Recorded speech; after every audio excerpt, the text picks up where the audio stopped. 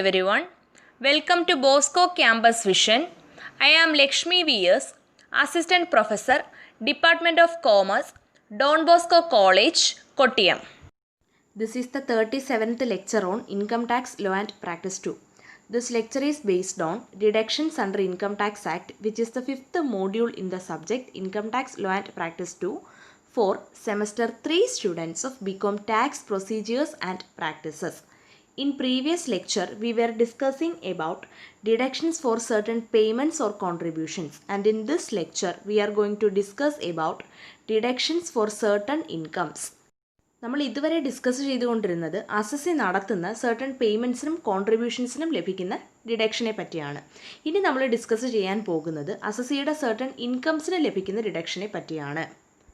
ഇതിൽ എന്തൊക്കെയാണ് ഡിസ്കസ് ചെയ്യാൻ പോകുന്നതെന്ന് നോക്കാം. First one, deduction in respect of profits and gains from undertakings or enterprise engaged in infrastructure development which comes under section 80IA of income tax act. Second one is deduction in respect of income of cooperative societies, which comes under section 80P of Income Tax Act.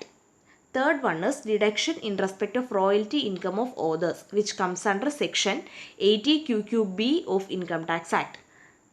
Fourth one is deduction in respect of interest on savings account, which comes under section 80TTA of Income Tax Act. Fifth one is deductions in the case of a person with disability, which comes under section 80U of Income Tax Act. Deduction in respect of profits and gains from undertakings or enterprise engaged in infrastructure development, which comes under section 80IA of Income Tax Act.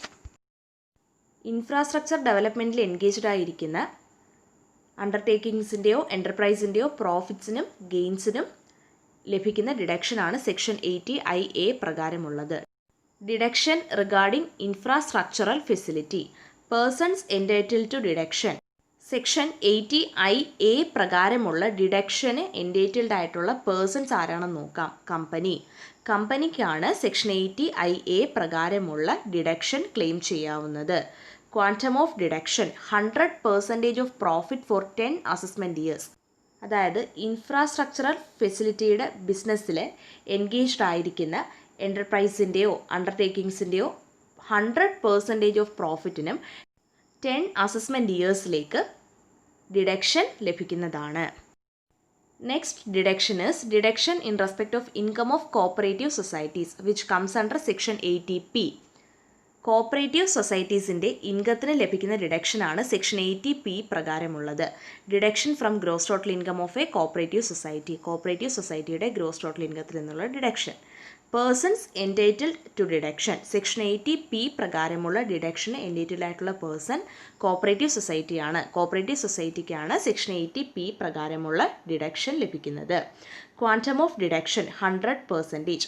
Cooperative സൊസൈറ്റീസിൻ്റെ 100% of ഇൻകത്തിനും section 80P പ്രകാരമുള്ള deduction ലഭിക്കുന്നതാണ്. Third one is deduction in respect of royalty income of others, which comes under section 80QQB of Income Tax Act.